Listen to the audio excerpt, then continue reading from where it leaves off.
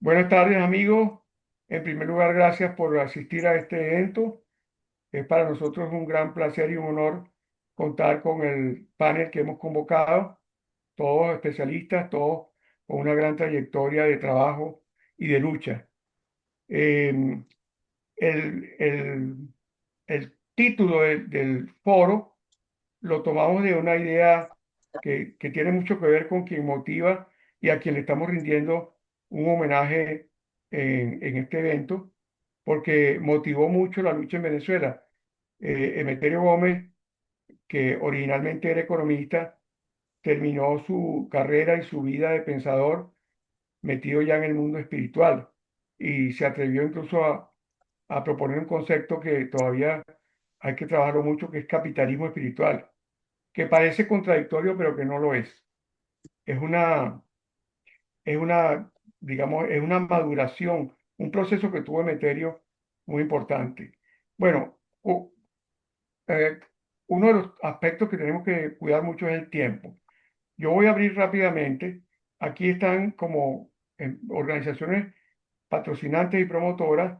Se dice el Foro Penal eh, y el Observatorio Venezolano de la Diáspora. Y nuestro canal, Ojo con Eso TV, que ha tenido pues el interés muy permanente de darle entrada a todo este tipo de actividades de comunicación y de lucha.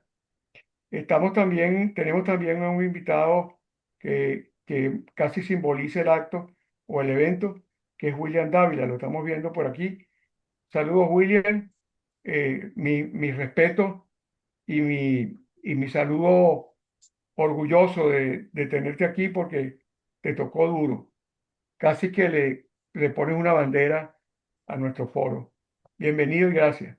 Bueno, y bienvenidos todos los demás. Aquí vemos también, creo que es Pedro Castro, otro de los amigos que está aquí, colega.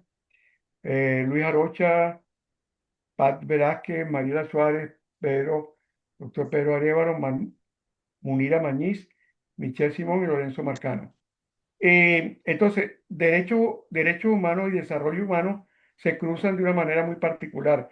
Los derechos humanos son un aspecto crítico, un pilar muy duro de la lucha por la libertad y por la democracia.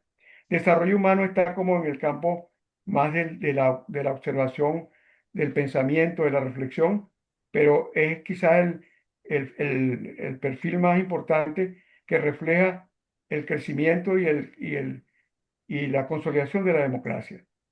Bueno, vamos a darle paso. Bueno, para no perder más tiempo, vamos a darle la entrada a Rocío Guijarro, gran amiga, compañera de lucha de Meterio. Trabajaron brazo a brazo, codo a codo en el desarrollo de SEDICE, que hoy en día es también un verdadero baluarte de nuestra lucha, sobre todo por la defensa de la propiedad privada y la libertad económica.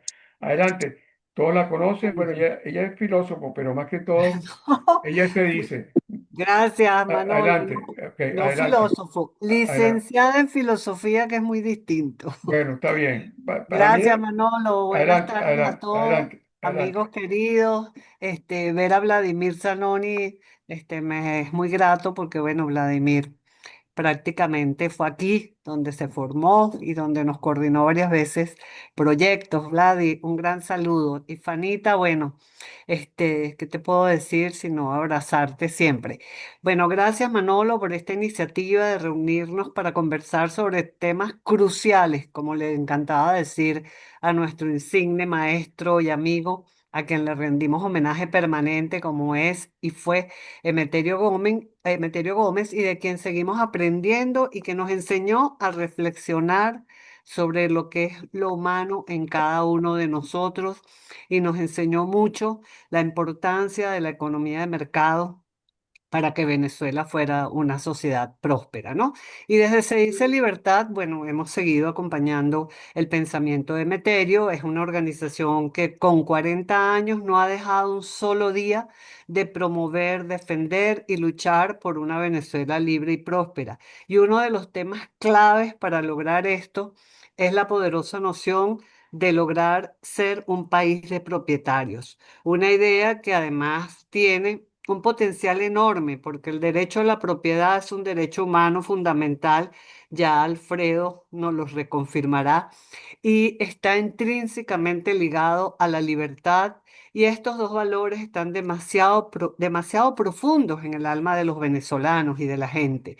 Y por eso desde Se Dice abordamos la formulación de una propuesta de país o de sociedad para abordar los problemas complejos que nos plantea esta profunda debacle económica, financiera y moral, que era el centro del debate de Emeterio Gómez y que en la actualidad vive Venezuela. Y nuestro programa, Un País de Propietarios, además de tener varias propuestas y de defender este derecho fundamental, también en este momento nosotros procuramos e hicimos una propuesta de restitución de los activos expoliados que en Venezuela pues fueron un arrase total y que para nosotros es la clave de la crisis humanitaria compleja que vive Venezuela porque fueron expoliados fincas y zonas muy productivas del país. Y creemos que esto es importante que se restituya a todas esas casi 2.000 empresas que de manera y que se haga de manera transparente como todo lo que se debe hacer para reconstruir o Sí, reconstituir, como diría Meterio, a Venezuela. Y por eso el objetivo debe ser reflexionar acerca del modelo de sociedad capaz de hacerle frente o de dar respuesta a esta grave crisis que vivimos. Muchísimas gracias a todos. Mi querido Manolo, creo que esta será una primera iniciativa, una primera conversa y encuentro para seguir defendiendo, promoviendo estos valores, porque bueno, no defendemos intereses particulares, sino que defendemos el sistema que permite que todo ciudadano sea dueño de su esfuerzo y arquitecto de su destino. Y el camino, pues, es la libertad. Muchísimas gracias y bueno, presta a escucharlos. Las personas que no estamos participando, por favor, silenciemos los micrófonos. Gracias. José Manuel. gracias, Fanny. Bueno, agradecido con Rocío, siempre muy precisa y muy eficaz en sus intervenciones. Ahora vamos a dar la palabra a Alfredo Romero, quien es el ponente central de este foro. No creo que debamos gastar tiempo en presentarlo, ya todos lo conocemos. Vamos a darte inmediatamente la palabra, Alfredo. Por favor, empieza. Bueno, primero, muchísimas gracias por la invitación. Es un gran honor estar en este evento en homenaje a Emeterio Gómez, a quien conocí y le tengo mucho respeto y leí muchas de sus cosas porque pocos quizás saben que mi preparación inicial y mis posgrados iniciales fueron, además de ser abogado, enfocados en el área bancaria y económica. O sea, yo tengo una maestría, por ejemplo, en la Universidad de Georgetown en estudios latinoamericanos con concentración en economía y por lo tanto Emeterio Gómez fue fuente de conocimiento y de información muy importante en esta, y tengo además otros pues en derecho bancario y financiero en la Universidad de Londres, ¿no? Pero bueno, este tema no está enfocado obviamente en el tema económico ni financiero, sino en lo que ya me lleva más de 25 años trabajando, que es en el tema de derechos humanos y la defensa de los derechos humanos en Venezuela y particularmente con el Foro Penal en la defensa de víctimas de la represión política que hoy día pues no deja no solo de tener importancia, sino que es una, vamos a llamarlo una bandera importante que los presos políticos y la situación de derechos humanos, que de alguna manera se ha tomado, y eso vamos a conversar dentro del tiempo que tenemos, que lo han tomado como bandera, debo decirlo, incluso hasta el propio gobierno encargado actualmente, con este tema que ahora pues se ha todo englobado dentro de lo que es el concepto de amnistía y las consecuencias y las causas de la amnistía, que en eso quiero enfocarme. Sin embargo, como lo primero, a los efectos de poder introducir estos temas un poco más específicos, siempre es necesario hacer una referencia a la situación actual. Yo, más allá de lo que ya todos saben, que obviamente todavía se mantienen presos políticos, ha habido una escarcelación importante, quiero presentar, y por eso pedí poder compartir pantalla para enseñarles algunos gráficos que históricamente te permiten observar cuál ha sido las Eh, diferentes liberaciones y encarcelaciones de presos políticos, a los efectos de entender en dónde estamos ahorita y cuáles son las diferencias actuales en estas excarcelaciones que se han producido, que debo decir de una vez que solo desde el 8 de enero hasta ahora se han producido 743 excarcelaciones de presos políticos, lo cual definitivamente es un número que ya de por sí eso establece una diferencia, es un número bastante alto en comparación con otras ocasiones.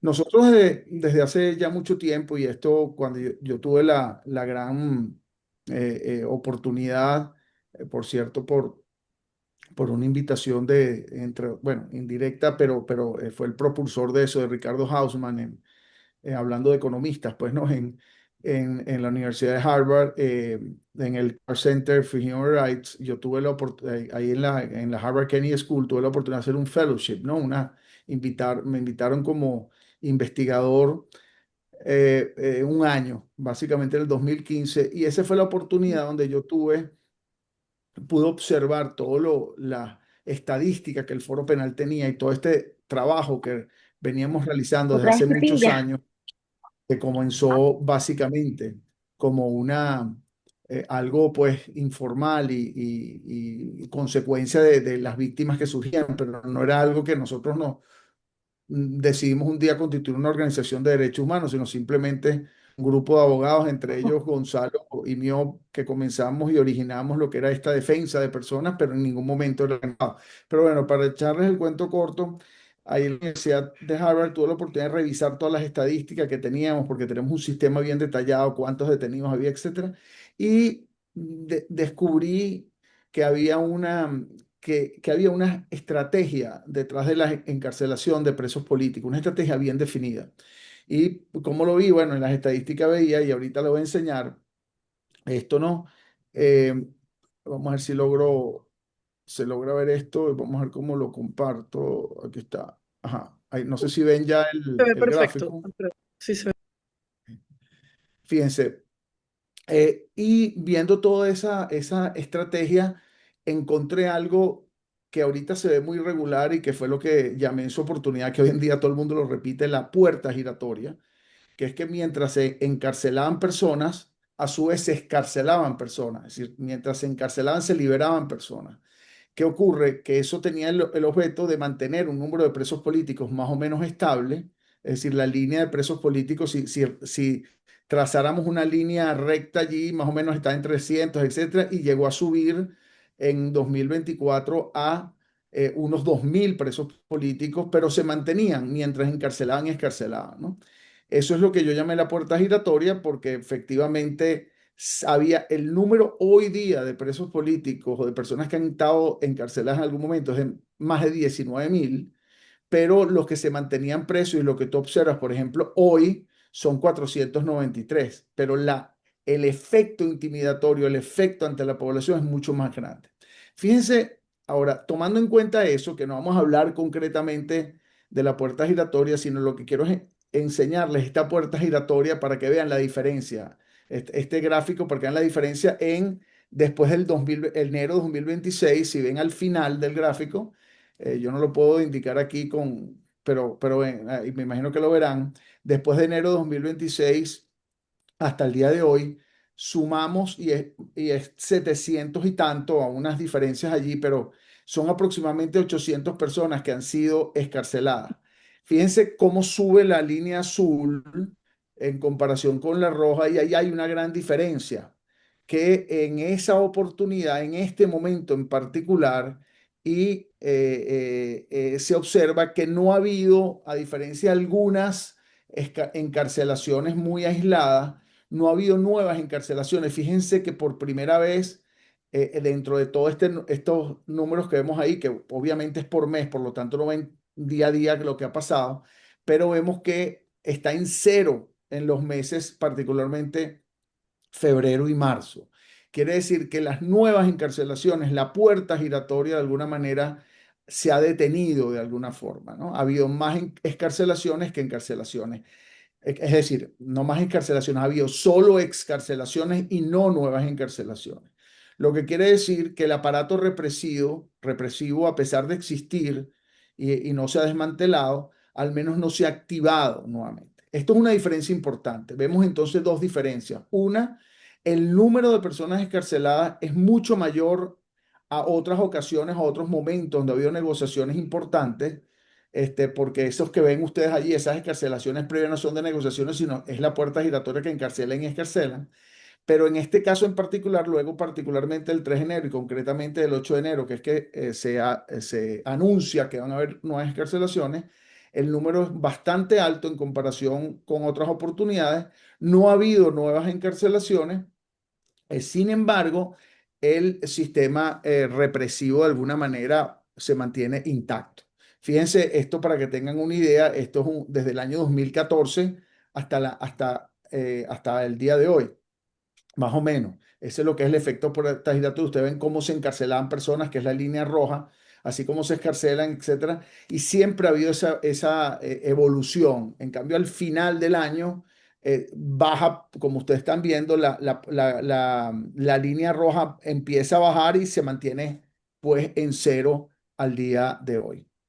Solo para que tengan un resumen, repito la situación actual, se han escarcelado 743 concretamente personas, 187, y vamos al punto, solo por amnistía, y 556 sin amnistía. Y al día de hoy se mantienen 493 presos políticos. Ok, voy un poco, fíjense que la amnistía, y ahí es donde viene el punto importante, quiero concentrarme en dos puntos. ¿Qué significa la amnistía y cuál es la importancia de hablar de eso? Y el segundo punto, obviamente, es que si se mantiene o no el sistema represivo y si la persecución política continúa. Lo último lo respondo. La persecución política activa, digámoslo, pareciera no ser tan fuerte como antes, a pesar de y el temor se ha reducido. Sin embargo, el sistema represivo, las personas que lo manejan, las instituciones, como dije, SIM, SEBIN, etcétera, se mantienen allí sin haberse desmantelado. Esto es importante porque no quiere decir que en cualquier momento ese monstruo no muerda nuevamente, ¿no? Entonces, eso es algo que hay que tener en cuenta y que obviamente es algo que no hemos superado. Es decir, hasta que en este país no exista. Y otro punto importante es que dentro del sistema represivo, dentro de esta máquina represiva, está el sistema de justicia que se mantiene total y absolutamente dependiente del Ejecutivo, y debo decir que al día de hoy todavía, incluso peor que antes, debo decir, el derecho a la defensa no se permite acceso a expedientes, no se permite la visita a presos políticos actuales, y eso es algo que se mantiene allí. Y es importante porque lo digo con esta redundancia y quizás contundencia, o tratando de llamar la atención en este sentido, porque no puede esto quedar desapercibido. Es decir, si nosotros no tenemos un sistema de justicia que realmente sea independiente, no vamos a tener nunca, por un lado, seguridad jurídica para ninguna inversiones, etcétera. Pero por el otro lado, no vamos a poder tener elecciones libres, transparentes, democráticas, porque el sistema de justicia es el que va a poder en un momento determinado solventar un conflicto, por ejemplo, electoral, o más allá que eso, no, es el que te va a permitir que una persona, por decir María Corina Machado, vuelva al país y pueda competir, o cualquier otro pueda competir dentro de elecciones democráticas que se llevan a cabo.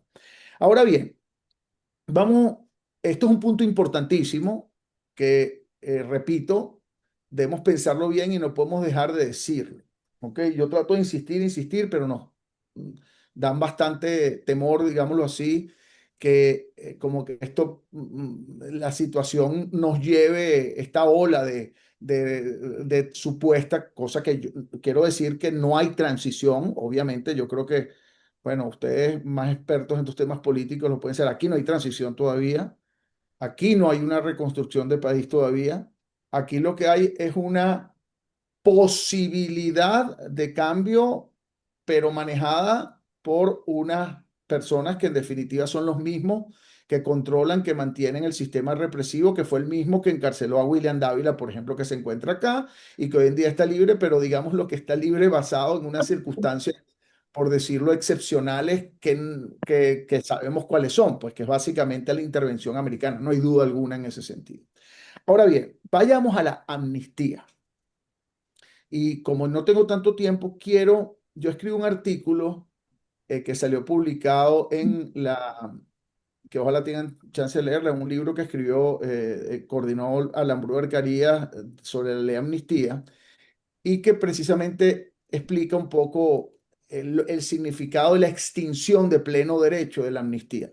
La amnistía, bueno, y hay una discusión que si yo no creo que el sobreseimiento es la vía, sino una extinción de pleno derecho que es declarativa, etcétera. Pero no voy a hablar de esos términos estrictamente técnicos, sino el final del artículo y lo que yo intento llegar es que, mira, la amnistía ciertamente extingue de pleno derecho unos actos, ¿verdad?, que benefician a unas personas.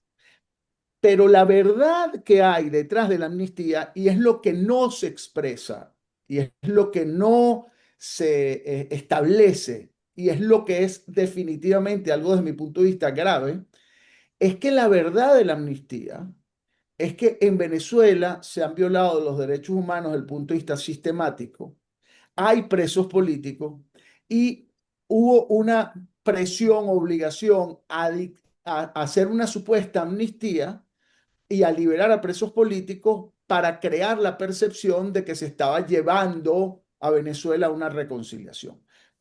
Y la amnistía te habla de reconciliación, etc.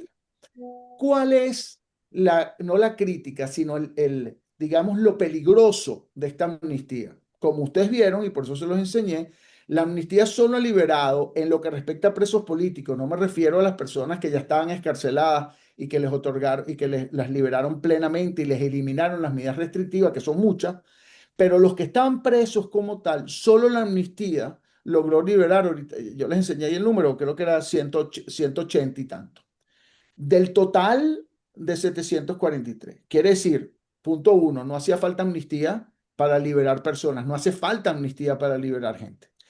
¿Qué es la amnistía? Y es lo que debemos nosotros entender que de alguna manera es peligroso. Desde el lado del gobierno es una bandera para tratar de decir en el mundo que aquí hay un proceso de reconciliación y transición y que ya la situación, digamos, de Venezuela está en paz y tranquilidad. ¿Eso es verdad? Falso. ¿Qué trata de evitar la amnistía, a diferencia de lo que debería ser el propósito real?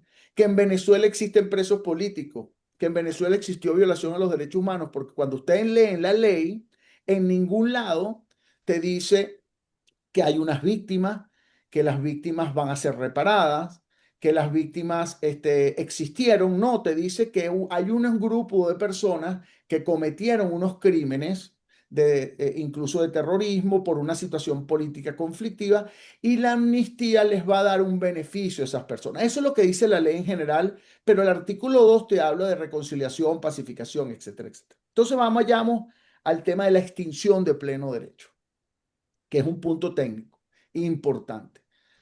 Ciertamente, y es un tema que hay que profundizar, ciertamente la amnistía extingue de pleno derecho actos de carácter penal, administrativo, civil, contra personas que la propia ley señala de alguna manera como criminales, porque nunca los dice que no lo son. La ley, repito, nunca dice que aquí ha habido violación a los derechos humanos.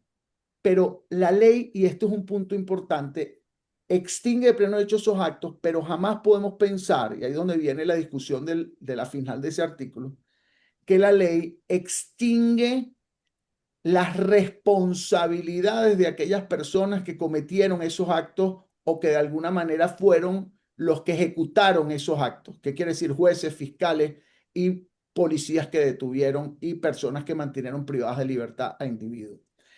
Ese es un punto esencial. ¿Y por qué lo digo? Repito, a pesar de parecer quizás un poco filosófico, no. Nosotros tenemos que empezar a a establecer en nuestro país. Ese va a ser nuestros próximos días, nuestro futuro próximo, que definitivamente lo esencial en Venezuela es precisamente para que haya una verdadera reconciliación, es el reconocimiento de que en Venezuela se ha violado sistemáticamente derechos humanos y que se han liberado a presos políticos al día de hoy porque esas personas que estaban presas no debían estarlo porque los actos que hicieron que estas personas estuvieran presas están viciados de nulidad absoluta. No es que se estiguen de pleno derecho por la amnistía, están viciados de nulidad absoluta como tal. ¿Pero por qué están viciados de nulidad absoluta? Porque aquellos que los ejecutaron violando los derechos humanos de manera sistemática, torturando, con desapariciones forzosas, violando el derecho a la defensa, violando el debido proceso. Y quiero decir esto, insistir, porque la ley de amnistía, y por eso es que tenemos que casi que hacer así como hacen los americanos, los restatements, ¿no? De las leyes, un nuevo, que no, como no tenemos la posibilidad de dictar una ley todavía, porque la mayoría la tiene la Asamblea Nacional, el grupo del gobierno encargado, es una especie sí, de manual, de lo que tú quieras, de orden, de narrativa, de algo que establezca claramente que aquí la reconciliación, la pacificación debe pasar por al menos, quiero decir al menos porque es el primer paso, el reconocimiento de la violación sistemática de los derechos humanos, donde hay actos tan graves, tan gravísimos, debo decirlo, como las torturas de todo tipo en Venezuela. Y yo quiero decir esto porque, y con esto termino, porque obviamente de lo cual se puede hablar mucho, porque creo que se nos está pasando o la ola nos está llevando. Esta amnistía que obviamente nadie, y William, creo que está todavía ahí, digo William Dávila porque sé que estuvo preso y sé que es una de las víctimas. Obviamente tú no le puedes negar a William Dávila el que le otorguen la amnistía y que de alguna manera le devuelvan su vehículo como consecuencia de la amnistía, este tema que yo sé que está discutiendo por ahí, o que le quiten sus medidas y que en libertad plena. Tú no se lo puedes negar, ese beneficio está bien, pero lo que no podemos nosotros negar a la historia es que lo que le ocurrió a William Dávila y el beneficio que supuestamente la amnistía da no es un beneficio que le den dar a William Dávila, es un derecho que todos los ciudadanos venezolanos tenemos a que no nos torturen, nos detengan arbitrariamente, nos desaparezcan. Y eso debe quedar claro y marcarse en la historia de nuestro país para entonces hablar realmente de un proceso de reconciliación y pacificación nacional. Bueno, muchas gracias. Quedan unos minuticos. Me gustaría nada más que agregar un detalle. En Venezuela, alguna vez tuvimos la noción de lo que es ser ciudadano. O sea, en el derecho venezolano, yo siento que los venezolanos vemos a un policía y nos sentimos como culpables ya. O sea, hay una noción en el venezolano, hay un ciudadano que sabe sus derechos en Venezuela como un actor político, así, o como un ciudadano de pleno derecho, porque normalmente o sea, las largas dictaduras, el caudillismo, el despotismo, todo, y el sistema de poder nos crearon una especie de cultura de aceptar la condición de culpable o algo así. De hecho, a mí me dicen ciudadano y yo pienso que me van a meter preso. Ciudadano, ese que me van a meter preso. No sé si vale la pena un minuto más porque ese término me preocupa mucho. Bueno, es interesante que lo plantees porque fíjate, cuando nosotros comenzamos hace 25 años, que nosotros comenzamos, no, lo que hace que los que están, bueno, aquí hay de todas las edades, pero los que están muy jóvenes no recuerdan y me llama la atención porque para mí es como si fuese ayer, el 11 de abril del año 2002 que fue cuando comenzamos y asesinaron unas personas y ahí fue donde empezamos a asistir a unas y así, bueno, y ya al día de hoy el Foro Penal nada más ha asistido más de 15.000 personas.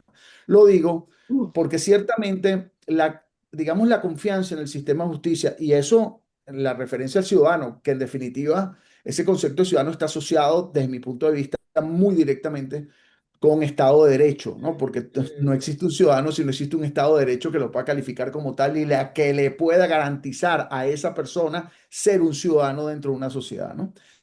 Entonces, la confianza al sistema de justicia no existía mucho y la confianza al abogado menos, ¿no? Yo quiero decir algo, y no es Alfredo Romero ni Gonzalo, sino todo un equipo. El Foro Penal son más de 5.000 activistas, muchos de los cuales están aquí presentes y abogados, etc. Nosotros, de alguna manera, y yo creo que eso es algo que debo decirlo, yo he sentido que esta situación en la cual vivimos luego del 11 de abril del año 2002 y con todas estas violaciones graves que han existido a los derechos humanos en Venezuela y el respeto total del debido proceso, del derecho a la defensa, han por lo menos permitido que organizaciones como la nuestra y de alguna manera abogados que de alguna forma se veían como personas que nadie confiaba, la ciudadanía empieza como a tener como una mayor confianza en la posibilidad de que exista un Estado de Derecho posible porque han aparecido estas personas que han defendido los derechos humanos y el Estado de Derecho de alguna forma. Yo lo digo porque la respuesta concreta es que ciertamente antes del año 2002 y antes que llegara Chávez y qué sé yo, obviamente que el sistema de justicia tampoco era creíble y confiable, etcétera. Pero lo que pasa es que después lo que ocurrió es que este sistema de justicia, que tampoco era confiable, que de alguna manera había corrupción, había cosas, había tal ineficiencia, había, etcétera, se corrompió de tal forma que al día de hoy no existe sistema de justicia. Pues no existe, punto, porque al no existir los elementos esenciales del derecho a la defensa, les voy a hablar de cómo funciona el día de hoy para que tengan una idea pues obviamente no existe de manera alguna sistema de justicia. Esto es como que llegamos al total fondo y este es el momento, repito, entonces de desde ese fondo partir hacia arriba y empezar a reconstruir un país sustentado en un Estado de Derecho democrático. Y le agrego el adjetivo democrático porque ahí el Estado de Derecho nazi o el Estado de Derecho chavista que trata de proteger y revestir violaciones graves de los derechos humanos llamándose o llamándolas como en respeto al Estado de Derecho, ¿no? Que no es un Estado de Derecho que no existe. Ahora bien, fíjate para que más o menos tengas una idea. Voy a hablar de un caso. Daniel Echenagucia es una persona que está presa ahorita en el Rodeo 1, una persona italo-venezolano, preso político, etcétera, en circunstancias, se fue detenido sin orden judicial, sin ningún tipo de justificación. Pero más allá de eso, fíjense, él no se le ha permitido el acceso o sea, a escoger un abogado. Primero fue desaparecido inicialmente, nadie sabe dónde estaba, luego no lo han presentado ante un tribunal jamás, porque jamás lo han dejado salir del Rodeo 1 y las audiencias son telemáticas ante jueces que ni siquiera se conoce su cara, para que tengan idea, y no se les ha permitido la escogencia de un abogado de confianza. El abogado de confianza es lo esencial en nuestra Constitución, no es que es el abogado público. El abogado de confianza es lo esencial y el abogado público es la alternativa cuando la persona no puede escoger a su abogado de confianza porque él no lo tiene, porque o si el abogado es privado y cobra dinero, no tiene el dinero, etcétera. Hay el abogado público. Pero en el caso nuestro, que somos abogados, vamos a llamarlos privados, pero que no cobramos, tampoco se le permite la defensa a la persona, ¿no? Eso es esencial, la violación grave, porque la persona no tiene defensa. Pero fíjense lo que pasó con Daniel Chenagucia, para que vean lo que está pasando en el sistema judicial. No tiene derecho a la defensa, no tienes acceso al tribunal. La amnistía, por ejemplo, el caso del beneficio la tuvo que pedir la esposa, no le responden, pero al día de hoy descubrimos que Daniel Chenagucia tiene una boleta de excarcelación, que el tribunal la emitió. Y el tribunal nos los entrega, pero nos dijo, mire, pero bueno, hay una boleta de excarcelación, aquí está. Entonces tomamos los datos, etcétera, la esposa, porque nosotros la acompañamos, ¿no?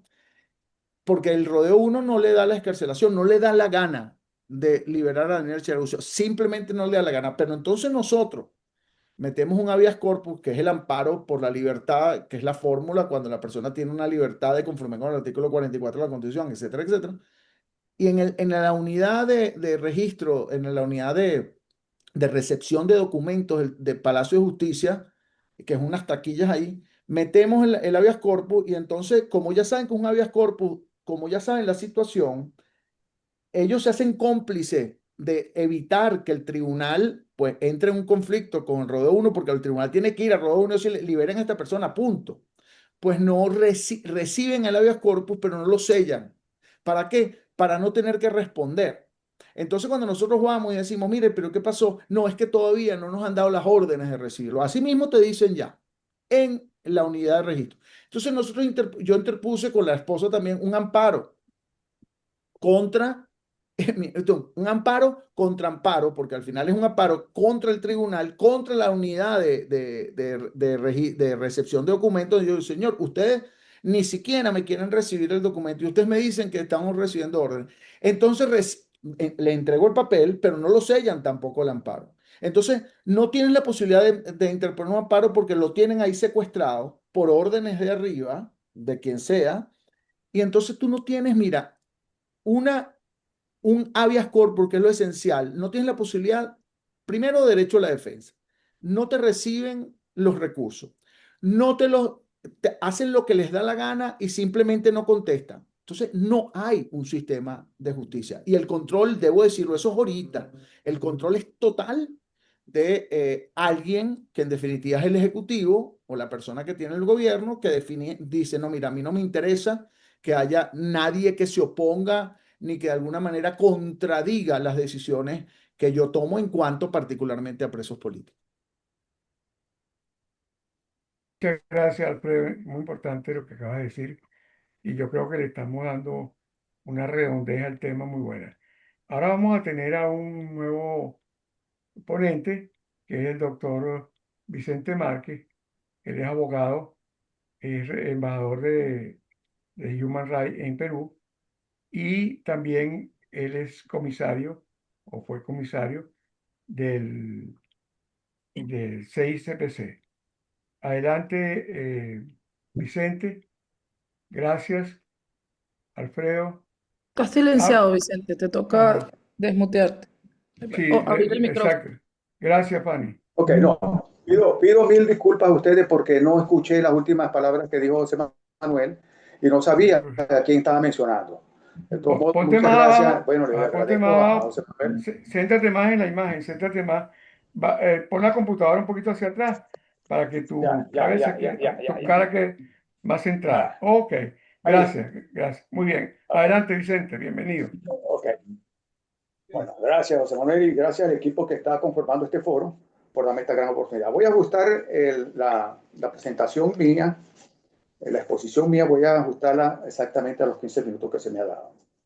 Voy a hablar sobre Venezuela, lo que tiene que ver con la estabilización declarada, la represión persistente y el colapso de la seguridad ciudadana. Bueno, hablar hoy de los derechos humanos en Venezuela implica reconocer una realidad compleja, muy difícil de explicar. ¿Por qué? Porque hay actores internacionales, incluyendo el presidente Donald Trump, que han señalado avance hacia una fase de estabilización política, pero que en el terreno, por supuesto, persisten graves violaciones a los derechos humanos, un deterioro constante de la seguridad ciudadana y un patrón sostenido de represión institucional. La separación entre el discurso de estabilización y la realidad que ocurre en nuestro país es abismal, es muy extensa y se refleja precisamente en estos puntos. Las detenciones arbitrarias, como ya lo había mencionado nuestro amigo, el que me precedió, persecuciones políticas, corrupción policial, presencia grave de grupos armados irregulares y abusos dentro del sistema penitenciario. En este sentido, voy a segmentar mi exposición en 5 violaciones. Son muchísimas, son innumerables, no se pueden mencionar todas, pero voy a segmentar mi exposición en 5 violaciones a los derechos humanos que tienen que ver con la parte que yo manejo, que es la parte de seguridad ciudadana y la parte de lo que tiene que ver con la policía. En ese sentido, voy a mencionar, estos segmentos son la detención arbitraria y presos políticos, la inseguridad ciudadana y el control social, la corrupción y degradación de los cuerpos de seguridad, las violaciones de los derechos humanos en cárceles y la paradoja de lo que consiste la estabilización o lo que se menciona ahorita en este momento como la estabilización. Sobre la estabilización declarada, que mencioné como el primer punto, puedo mencionar las detenciones arbitrarias y presos políticos. Voy a mencionar algunas cifras que existen que muestran que la represión continúa de una manera permanente, constante, sistemática. La ONG Foro Penal Internacional reportó 687 presos políticos en el 2026. No sé si son las mismas cifras que mencionó o maneja el doctor Alfredo Romero. Pese a los anuncios de las liberaciones, esto continúa de una manera permanente.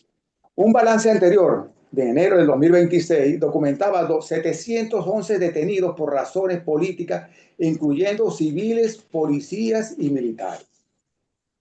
Y desde el 2014 se han registrado más de 18.000 detenciones arbitrarias. Pueden imaginarse más o menos cuánto podrían ser por año. ¿Y saben qué? Más del 70% de los detenidos no tienen sentencia firme. Más del 70% de los detenidos no tienen sentencia firme. Existen personas detenidas con boletas de escarcelación que no se ejecutan. Como ejemplo, tenemos dos casos que son de dos funcionarios nuestros, dos comisarios, excomisarios del Cuerpo de Investigaciones Científicas Penales y Criminalísticas, como lo son Miguel Ibarreto y José Valladares. Esos son casos que voy a mencionar estos dos casos porque veo que de esta manera podemos mostrar las violaciones sistemáticas de los derechos humanos. Miguel Ibarreto admitió los hechos, una persona enferma, diabética, que tiene que tener control en cuanto a la cuestión del corazón, tiene problemas cardiovasculares, él aceptó, admitió los hechos. Y eso le redujo la pena que le iban a imponer. Por supuesto, una vez cumplido el lapso que cumplió, le dieron su libertad plena, pero meses después, estando trabajando en Venezuela, lo volvieron a agarrar y lo volvieron a meter. Y ya le voy a explicar más adelante por qué. José Valladares, que es el compañero que también estaba, porque trabajábamos juntos nosotros en lo que tenía que ver con la organización de lo que podía hacer la policía en el nuevo gobierno que se iba a instalar. Eso, por supuesto, eso era inadmisible para el régimen de turno. Miguel Barreto y José Valladares no admitió los hechos porque él no se sentía culpable de eso. Sigue preso y seguirá preso, porque hasta ahorita no hay libertades para policías ni para militares. Miguel Barreto lo volvieron a retener y tiene una boleta de libertad ya, tiene una declaración ya firme de que cumplió su pena por admisión de los hechos y ahora está encarcelado nuevamente por el mismo delito. Lo volvieron a retener. Persisten detenciones por opiniones de disidencias políticas. Las personas, por ejemplo, las personas esas por opiniones de disidencias políticas, las personas por enviar una publicación por las redes que le llegó, por ejemplo, yo le envío a alguien una información que me llega y por supuesto esta la define y la policía lo ve, le revisa el teléfono, inmediatamente procede a su detención porque está conspirando, es en traición a la patria y es un acto de terrorismo para el rey. Incluso la ONU ha pedido transparencia en la aplicación de amnistía, señalando que existen muchas liberaciones que no han sido verificadas, si son ciertas o falsas, y además continúan denuncias de tortura y detenciones arbitrarias. Esto es una nueva puerta giratoria, como lo mencionó el doctor Alfredo Romero, y la amnistía, para mi consideración, es una estafa, una mentira, un adefesio jurídico que instalaron para llevar el control, seguir con el control de la población y poder seguir administrando. Pues no han salido, a pesar de la vigilancia que tiene el gobierno de Trump, permanecen todavía haciendo estos actos delictivos. Hasta ahorita no hay ningún policía ni militar que han sido liberados. Hasta este momento yo desconozco que haya un militar o un policía liberado. ¿Por qué? Como en el caso de Miguel Ibarreto y José Valladares, ellos fueron testigos presenciales de las torturas y la muerte del capitán Acosta Reybar, porque a ellos fueron detenidos conjuntamente con él y en el momento que lo estaban torturando, ellos estaban viendo, estaban oyendo lo que estaba sucediendo. Como testigos, por supuesto, de una violación de los derechos humanos de este tipo, yo considero que por eso fue que retuvieron nuevamente a Miguel Ibarreto y siguen detenidos y a José Valladares tampoco le van a dar libertad hasta que no haya un nuevo gobierno. Esto demuestra que la estabilización política no ha implicado una estabilización del respeto a los derechos humanos. Sobre la represión persistente nos encontramos con inseguridad ciudadana y control social. La inseguridad ciudadana en Venezuela no es solo criminal, sino también institucional. Y se denuncian, por ejemplo, operativos policiales sin orden judicial. Ellos tienen el poder discrecional para, a su juicio, considera de que una persona, lo que la persona, ellos vean en la persona o le puedan decir de que está cometiendo esto y el otro, para ellos es un poder discrecional, lo dejan preso y lo pasan a la fiscalía. Operativos policiales sin orden judicial. Esos son los que se está hablando sobre el poder discrecional. Las detenciones preventivas prolongadas. No se respeta el debido proceso. Hay una orden, de acuerdo al derecho jurídico, de acuerdo al Código Orgánico Procesal Penal, máximo 48 horas para poner una persona a la orden de la fiscalía. Hay personas que pasan meses sin haberse puesto a la orden de la fiscalía.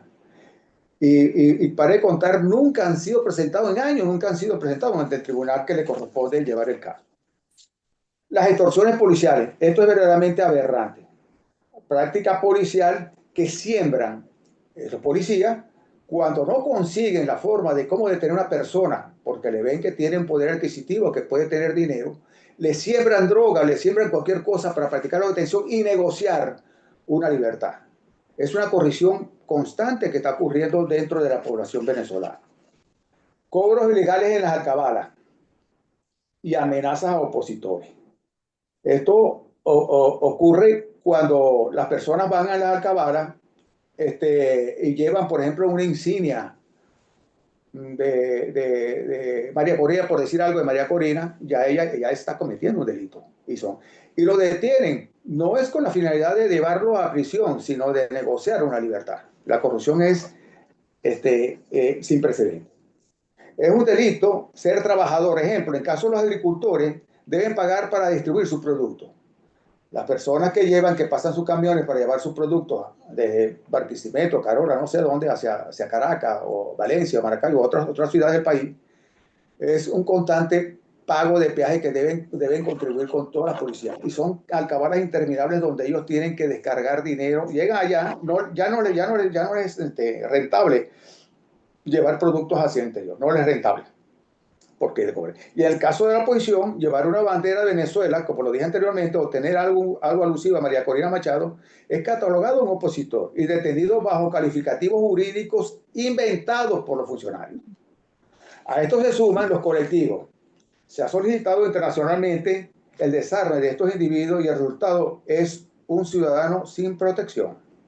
Y esto viene provocando desconfianza en la policía, que las personas que son objeto de delitos prefieren enfrentarse a la delincuencia que ir a formalizar una denuncia ante la policía. Pero tienen más a la policía que los mismos delincuentes.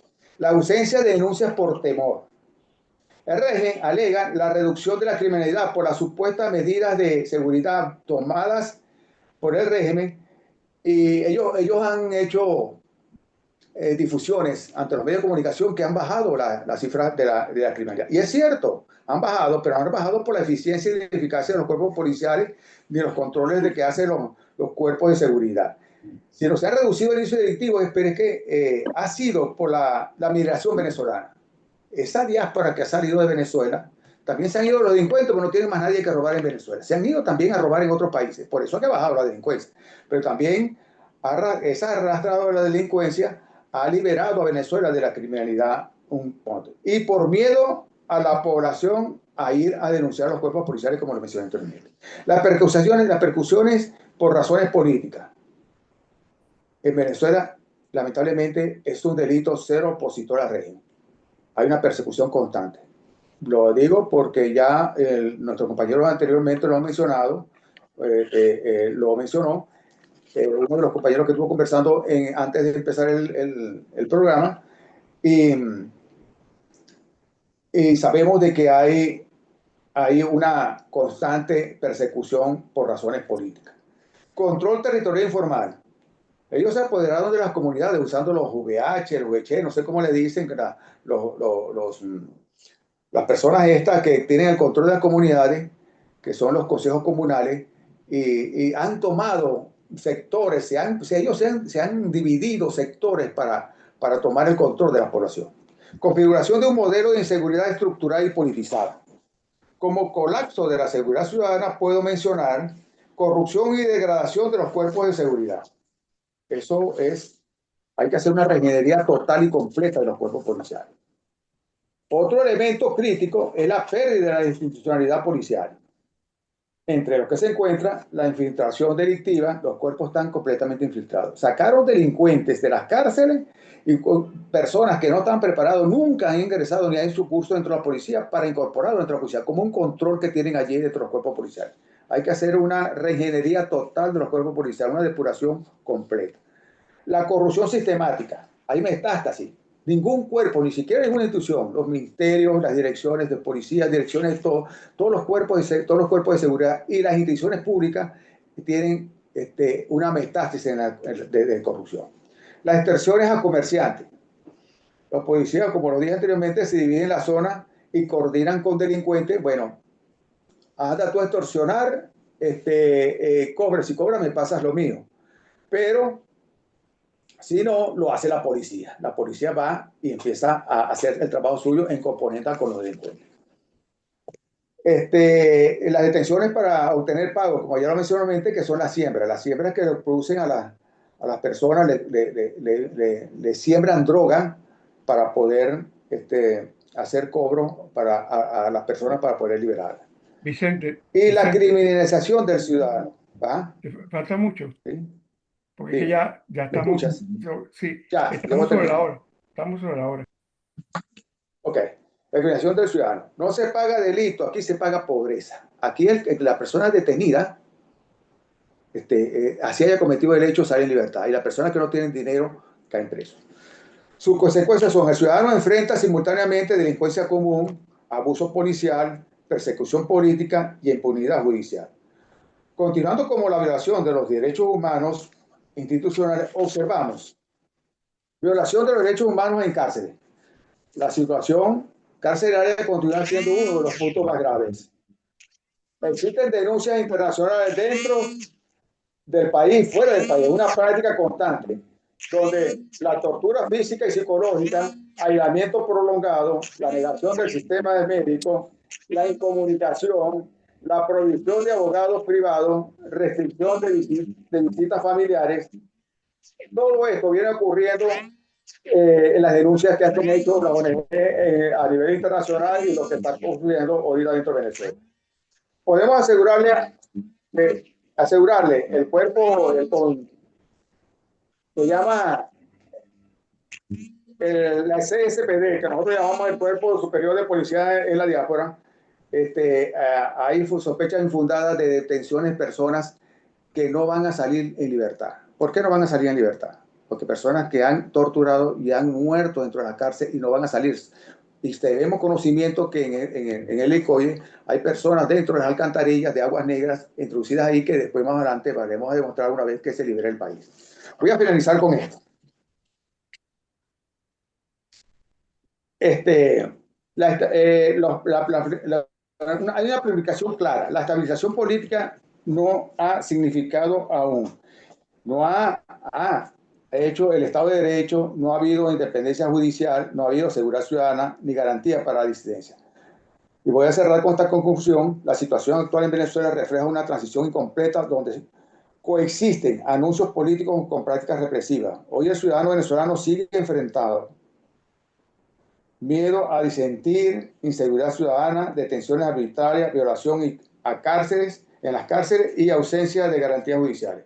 Por ello, cualquier evaluación objetiva de la situación venezolana debe considerar no solo los asuntos políticos, sino la realidad que viven las víctimas.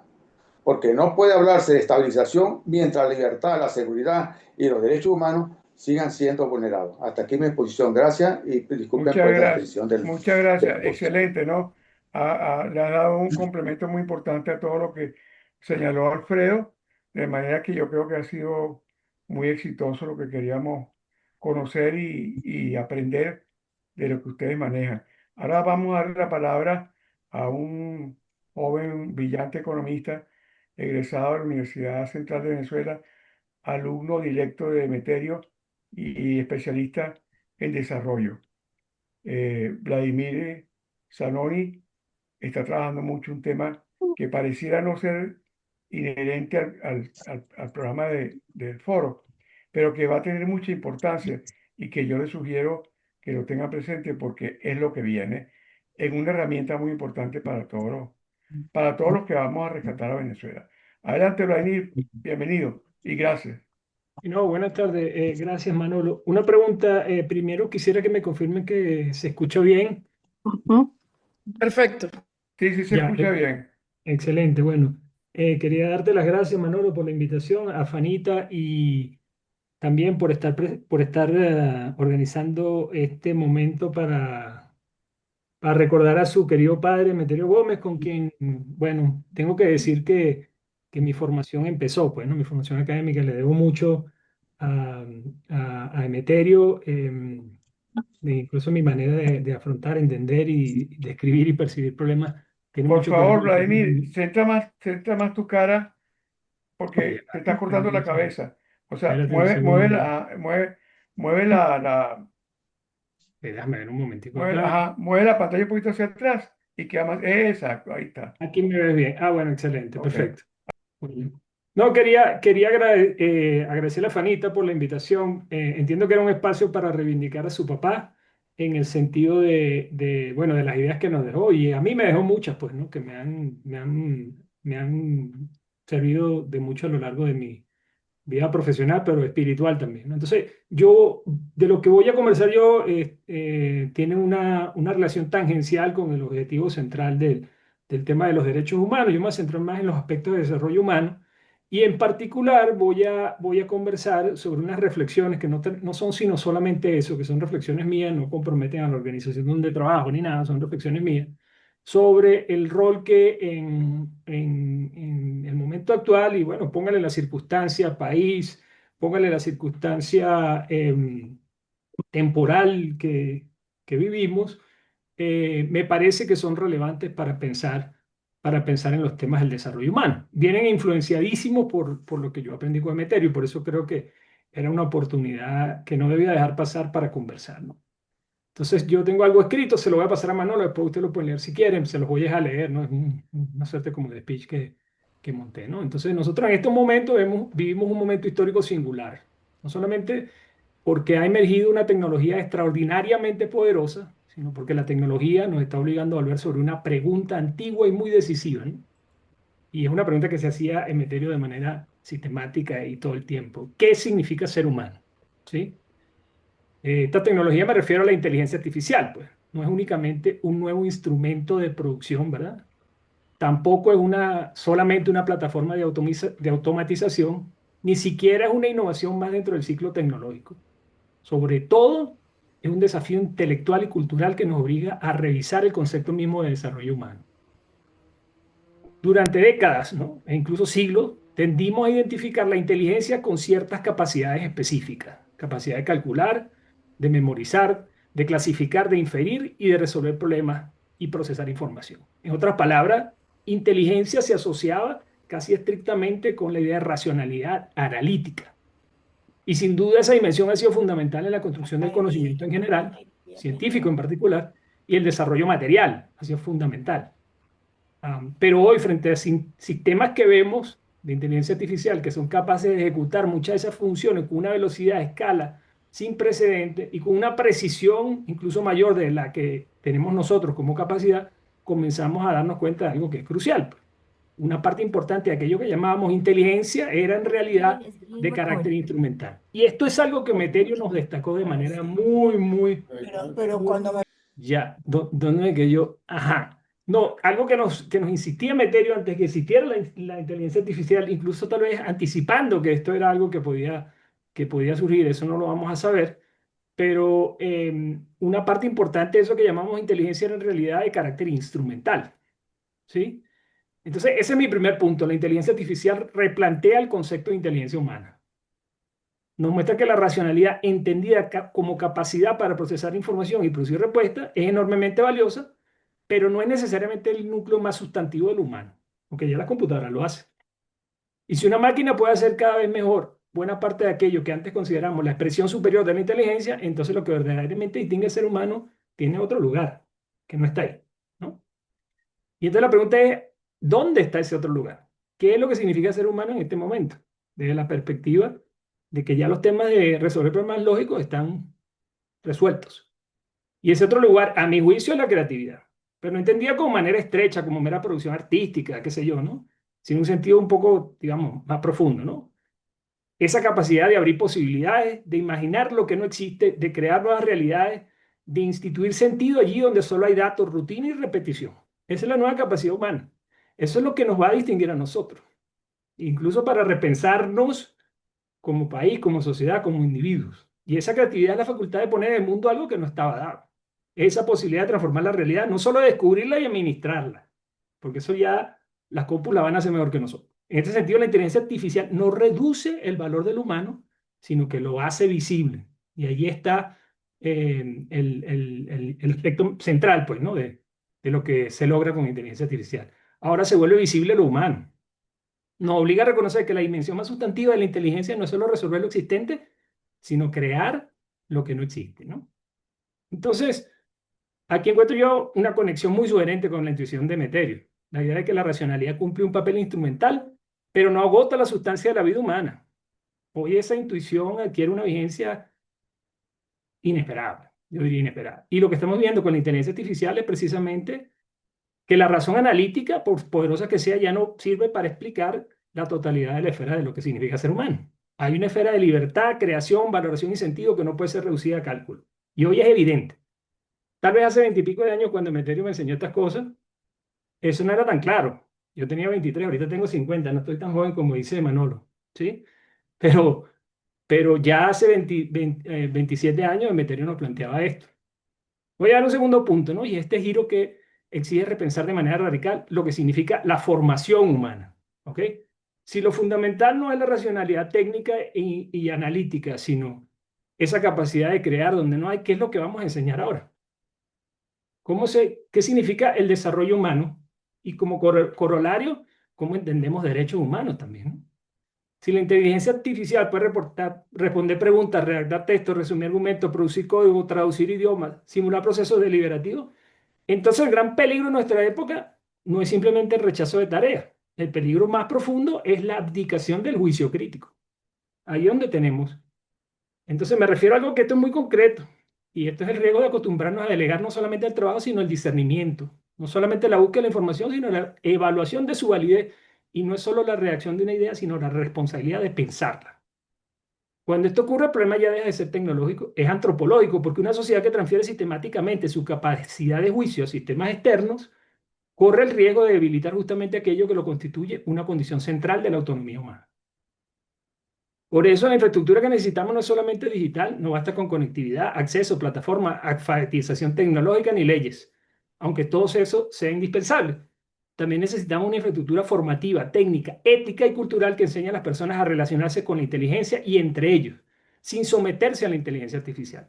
La tarea educativa del presente no es simplemente enseñar a usar la inteligencia artificial, tiene que ser enseñar a usarla sin renunciar a la capacidad de hacer preguntas, de dudar, de comparar, interpretar y decidir.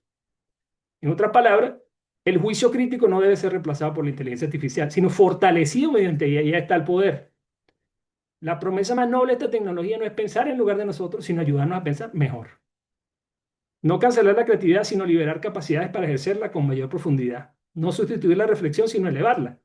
Pero eso no va a ocurrir automáticamente. Requiere un diseño institucional, pedagogía deliberada y una cultura que siga valorando la interioridad del pensamiento humano como lo esencial. En ese sentido, reconstruir un país pasa por repensarnos en estas dimensiones. Último punto, la inteligencia artificial nos obliga también a reconsiderar qué entendemos por lo humano mismo, ¿sí? Si la dimensión instrumental de la inteligencia puede ser automatizada en gran medida, entonces otras dimensiones cobran una centralidad renovada. La dimensión espiritual, cómo nos relacionamos con los demás, pasa a ser lo central. Y aquí la palabra espiritual no es religiosa, nada más, sentido amplio y deliberado, no es solamente religión, aunque puede incluirla, por supuesto, ¿no? Sino que yo quiero aludir es más bien a la dimensión en la que el ser humano se pregunta por el sentido, por el valor, por la dignidad, por el bien, la belleza, la justicia, la responsabilidad y el propósito de sus actos para orientar su vida. Esa dimensión durante mucho tiempo fue relegada al prestigio de la razón técnica, ¿sí? Reaparece hoy con fuerza inesperada con la inteligencia artificial. Estamos en ese episodio. Y reaparece porque justamente es allí donde la diferencia humana se vuelve más evidente. Precisamente ahí. Y entonces la IA no puede ayudar a optimizar medios, pero no puede decir por nosotros qué fines merecen ser perseguidos. Puede multiplicar opciones, pero no puede otorgarles valor. Puede asistir a la producción, pero no puede reemplazar la experiencia humana de conferir sentido a las cosas. En una época en la que la eficiencia técnica se expande, la pregunta por la reconstrucción del ser humano, de una persona, de un país, de una sociedad, tiene que pasar por dejar de ser ornamental y empieza a ser decisivo. Bueno, Quisiera cerrar con una convicción, ¿no? Hablar de desarrollo humano en la era de inteligencia artificial no puede reducirse a hablar de habilidades digitales, adopción tecnológica, productividad, que son cosas que eventualmente países que están en proceso de reconstrucción y de repensar se van a tener que empezar a ver. Todo eso importa sin duda, pero el desafío es más exigente y mucho más elevado. Pues, yo pienso, consiste en formar seres humanos capaces de convivir con una inteligencia instrumental cada vez más poderosa sin perder aquello que los hace propiamente humanos, la capacidad de crear, jugar y dar sentido a las cosas. Tal vez esa sea la gran lección de nuestro tiempo. La inteligencia artificial no disminuye la importancia del ser humano, la redefine. Nos obliga a distinguir entre información y sabiduría, entre respuesta y juicio, y entre eficiencia y sentido, entre cálculo y creación. Y en esa distinción se juega precisamente el futuro del desarrollo humano. Si en algo debemos tratar de preservar y fortalecer en esta nueva era, no es únicamente nuestra capacidad de saber más, sino nuestra capacidad de ser más plenamente humanos. Y lanzo una última nota. Este replanteamiento del desarrollo humano en la era de la inteligencia artificial también se conecta de manera directa con los derechos humanos. Si la inteligencia artificial puede ampliar o debilitar la autonomía, el juicio y la dignidad y la capacidad de participación de las personas, entonces su desarrollo y su uso no es solamente un asunto tecnológico, sino también normativo. En última instancia, la pregunta es si esta nueva etapa fortalecerá las condiciones para una vida más libre y digna o si por el contrario profundizará nuevas formas de subordinación y exclusión. Bueno, muchas gracias. Espero haber cumplido las expectativas del foro. Muchas gracias, realmente brillante. No se equivocó Meterio contigo nunca. Hablaba mucho Meterio de tus cualidades, además de haber conocido a tu papá y a tu tío, que nos ayudaron mucho como profesores. Te felicito y te agradezco muchísimo tu participación y creo que nos da un elemento adicional que condimenta mucho el espíritu de este foro y que nos abre una gran ventana para todos. Ahora vamos a presentar a Fanny Gómez Lugo, la la consentida, bueno, una de las consentidas de Meterio, pues se pondrían bravos los demás hermanos, pero bueno, tú vas entonces a Sí, dirigir esto. gracias, Yo no Manuel. sé si tienes la posibilidad de manejar tú desde tu, yo estoy compartiendo la pantalla y todo. Creo que tú puedes allí también dar el derecho de palabra. Y creo que deberían la mayoría de ustedes hacer observaciones escritas porque hay poco tiempo. Nos queda media hora. Y para Sí, yo ti. pensaba que nos quedaban 20 minutos. No, básicamente lo quería asegurar, bueno, entiendo que ya Alfredo se tuvo que retirar, pero bueno, en primer lugar agradecerles mucho por el espacio y por sus palabras. Quería saber si habían preguntas para nuestros ponentes que están aún en la sala, para Vicente Márquez o para Vladimir Zanoni. Ahorita sería el momento de hacerlas. Adelante, Pedro. Gracias, Fanny.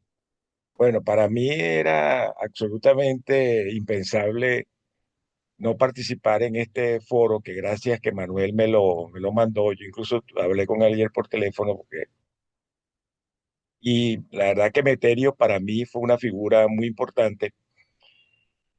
Yo soy margariteño, los padres de Meterio eran margariteños, él se crió en el Tigre, y entonces nosotros nos llamábamos paisanos. Este, bueno, yo no voy a hacerle ninguna pregunta a los exponentes, porque fueron realmente muy, muy claros. Yo estoy absolutamente de acuerdo con ellos. Lo que yo quiero decir es, en esa misma línea, que el problema de Venezuela no es que no haya Estado de Derecho, y por eso yo no quiero discutir con el doctor Márquez o plantearle cosas al doctor Márquez o al doctor Romero, porque de derecho no sé nada. El problema en Venezuela es que no hay Estado. Estado, no importa el apellido que le pongas al Estado. No hay Estado porque no hay control de la población. Tenemos un colapso poblacional, un colapso externo, con 10 millones de venezolanos que emigraron. Y tenemos un colapso interno porque tenemos una población, yo soy profesor universitario de 50 años de servicio, y la población que queda con acceso a la educación también está devastada. Una población que no sabe leer, no sabe escribir. Entonces hay un colapso poblacional horrendo, horroroso, más horrendo y más perverso de lo que nos podemos imaginar.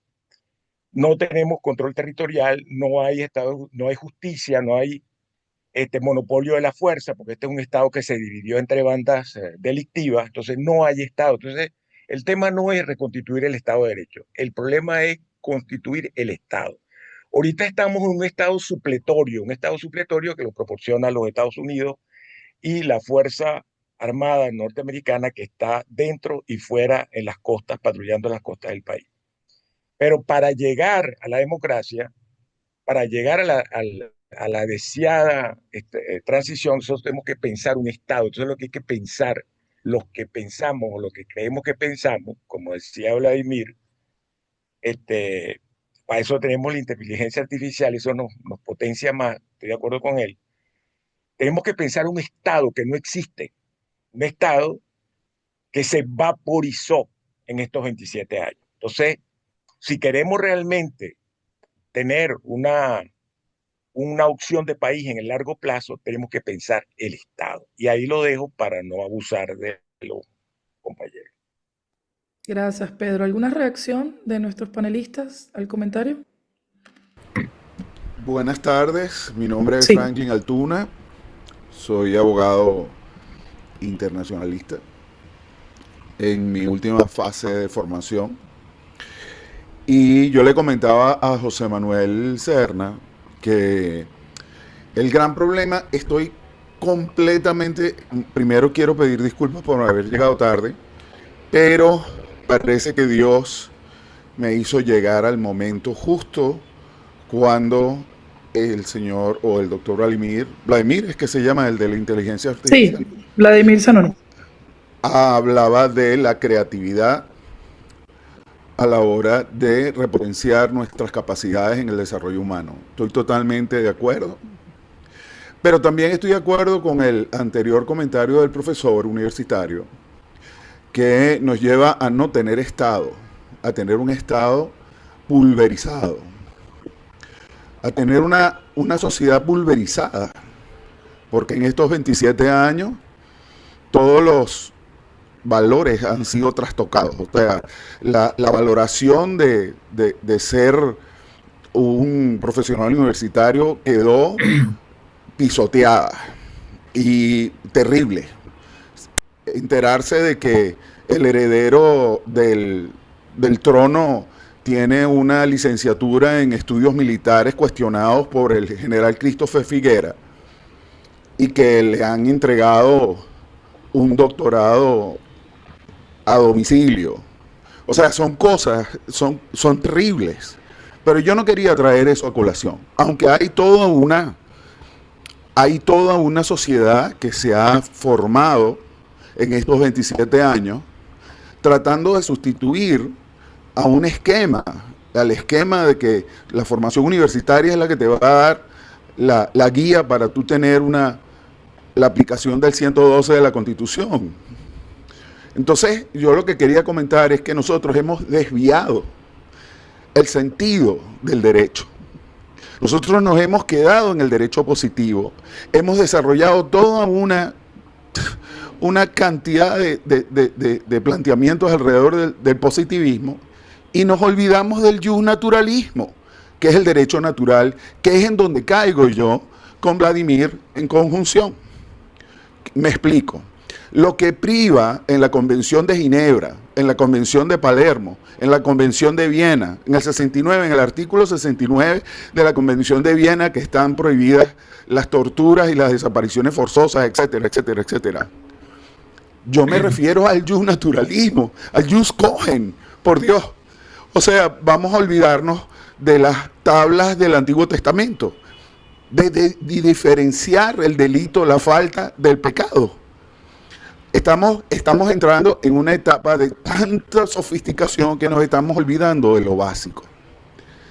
Y quería traer esto a colación porque el derecho que está juzgando al presidente Maduro en los Estados Unidos es un derecho anglosajón, el derecho de la isla, el derecho británico que es consuetudinario y además es una derivación de ese derecho. Y el derecho que nosotros aplicamos aquí en Venezuela es el derecho franco-italiano continental internacional.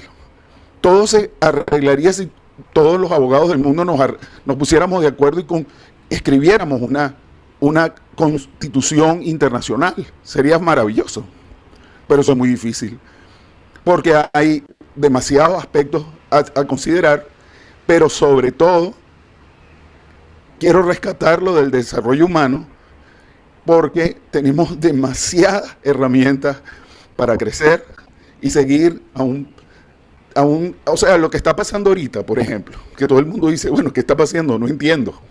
Nos está gobernando uno de los 40 ladrones. ¿Cómo es esto? No entiendo. Entonces, ahí es donde yo veo la genialidad del equipo que rodea a Donald Trump. Es un país que se está desmoronando por dentro. Un país que tiene miles de crisis. El que tenga alguna duda de lo que está pasando en Venezuela, que vea la película de Sinners, Los Pecadores.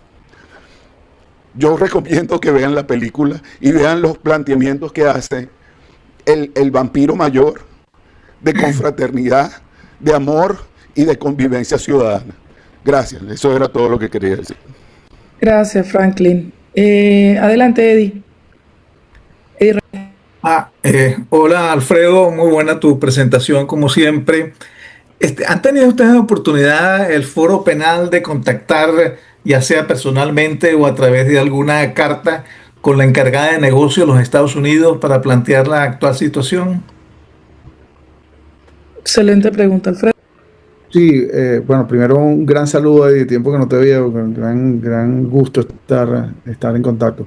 Sí, bueno, sí, pero hemos enviado cartas y comunicaciones y hasta ahora no nos han recibido, así como le hemos enviado también comunicaciones a la fiscalía, etcétera. Sin embargo, entiendo que el día de hoy es que finalmente está instalada la misión diplomática formalmente, y supuestamente esa era la razón por la cual no recibían a nadie distinto a, digamos, a las conversaciones que sostenían con el gobierno. Pero sí lo hemos hecho, incluso, repito, no solo vía email o a través de X personas, sino que físicamente se le envió una comunicación para tener una reunión y hasta ahora no nos han respondido. Gracias, gracias. Gracias, Eddie. Pensé que ibas a proponer así como una vía directa de acceso. Por eso me quedé esperando. Muchísimas gracias. ¿Alguna otra pregunta, algún otro comentario en relación con lo que hemos escuchado el día de hoy? Bueno, Manolo. si no hay más nadie, yo quisiera primero que todo manifestarles que ha sido realmente una experiencia muy rica, muy emocionante. Eh, yo soy enfermizamente optimista y yo sí creo eh, que Venezuela está muy bien apetechada. Yo doy clases en la Universidad Central y con todas las dificultades que hay allí, los alumnos echan lo que no tienen y lo que tienen y demuestran que hay una materia prima, que que hay una población que ha sobrevivido no solo porque ha tenido humildad y paciencia como Jesucristo, sino porque también ha tenido una gran capacidad y una gran resiliencia. Entonces yo estoy de acuerdo en que el Estado ha sido pulverizado, estoy de acuerdo en que hay una crisis del Estado de Derecho total, que hay una crisis de derechos humanos que inexplicablemente ni siquiera en La Haya o en Washington la ven, y que hay una especie de desdoblamiento del apoyo de nuestro aliado, incomprensible, porque por un lado sacaron a un delincuente y por otro lado queda su cómplice al frente de todo. Entonces, yo pienso que lo que debe ocurrir en los próximos días, y digo días o semanas y no años, es que Venezuela recobre aquello que tuvo el 19 de abril, por decir una fecha. Es decir, recobre su sentido de país, su sentido de de pueblo definido, de pueblo con identidad y de pueblo con valores. Y yo creo que todo lo que estamos haciendo va hacia eso. Creo que tenemos bastantes instituciones, algunas, la mayoría muy agobiadas por la falta de recursos económicos. Pero aquí hay, en este pequeño grupo de 28 personas, muy probablemente hay más de 10 instituciones, muchas de ellas constituidas por 4, 5, 10 personas, ONG o asociaciones o organizaciones de diversos tipos. Y así ocurre también en la diáspora. De manera que pienso que lo que debe quedar de esta reunión es el espíritu que Emeterio muy bien lo planteaba, de ir mucho más allá de la razón técnica o de la razón económica e ir hacia el espíritu, ir hacia aquello profundamente valioso que tiene el ser humano, que empieza con la ética. Nosotros necesitamos una revolución ética urgente. La estamos haciendo en cierta forma. El foro penal está haciendo una revolución ética y muchas organizaciones de derechos humanos lo están haciendo. Y otras organizaciones, incluso los emprendedores, los buhoneros, los busca la vida también la están haciendo. Venezuela está viva. Venezuela está conquistando espacios en todo el mundo. Incluso en el propio país tenemos muchas cosas que demuestran eso. Yo le voy a dar la palabra ahora a mi querida, no sé si llamarla sobrina, porque la conozco desde niñita, la admiro, la quiero mucho. Quiero darte las gracias, Fanny, porque me has ayudado muchísimo, me has hecho recordar a tu papá y queda entonces en tus manos llegar a las conclusiones de este foro. Muchas gracias a todos y pronto los convocaremos a nuevos foros que van en esta dirección de rescatar a Venezuela y de ponernos un poco de pie. Yo creo que nos tenemos que empezar a arrechar un poco, como dicen. Un poco o bastante. Yo ya estoy arrecho hace tanto. Muchísimas gracias, Manolo. Y de acuerdo, creo que nos hace falta estar un poco más arrechas y arrechos. Nada, yo, digamos, he estado escuchándoles y he estado, evidentemente, pensando mucho en mi papi y todo lo que le aportó al país y todo lo que él hubiera querido ver que el país salía adelante, ¿no? Quienes conocieron a mi papá sabían que era una persona que probablemente nunca se hubiera ido de Venezuela si hubiera tenido la opción, y era una persona que quería ver siempre a Venezuela próspera y luchaba por Venezuela todos los días. Y realmente todo lo que está pasando, pues obviamente me conmueve mucho pensar que podría haber estado aportando mi papá si estuviera vivo en este contexto, y estoy segura que mucho.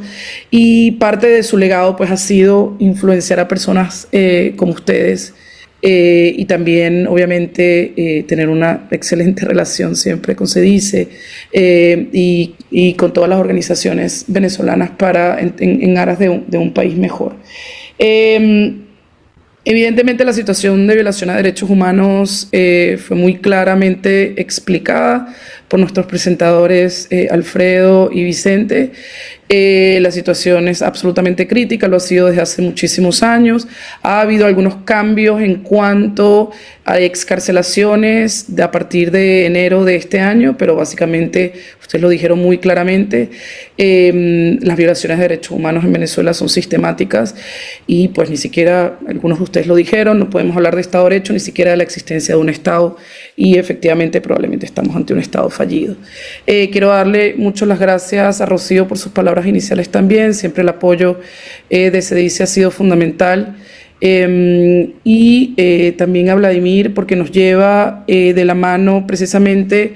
De hecho, el foro de hoy me parece que es muy, se relaciona hasta mucho con la trayectoria que tuvo mi papá. Mi papá empezó con una trayectoria bastante centrada en lo económico y después mucho más ligado a otras cuestiones más espirituales. Entonces, cuando Vladimir nos invita un poco a pensar, ¿no? Este tema de la inteligencia artificial y cuál es la diferencia entre el ser humano y estos sistemas grandes de procesamiento de conocimiento, me hace mucho pensar en precisamente todos los desafíos éticos que vamos a tener y que seguiremos teniendo definitivamente con el tema de la inteligencia artificial. La inteligencia artificial tiene que ser evidentemente utilizada para hacer que nuestras sociedades sean mejores, y me quedo con esa pregunta que nos deja Vladimir, de si va a ser utilizada como un mecanismo de opresión o que si realmente va a lograr que salgamos adelante. Con esto cierro. Muchísimas gracias en nombre de mi papi, Emeterio Gómez, en nombre de mi familia, por estar acá, por recordarlo siempre. Como ustedes saben, mi padre nos dejó físicamente hace ya 5 años, Y bueno, estos marzo-abril siempre son fechas importantes porque coincide con su cumpleaños y también con su muerte. Así que muchísimas gracias, un gusto. Y también finalmente decir que entiendo que esto es uno de muchos otros espacios que van a seguir habiendo, ya sea gracias a CEDICE, ojo con eso, para poder seguir construyendo o reconstruyendo o seguir conversando de cuáles son las vías para reconstruir nuestro país. Así que muchísimas gracias, buenas noches y que tengan buena semana. Hasta luego. Gracias, Fanny. Nos seguimos viendo. Gracias a todos.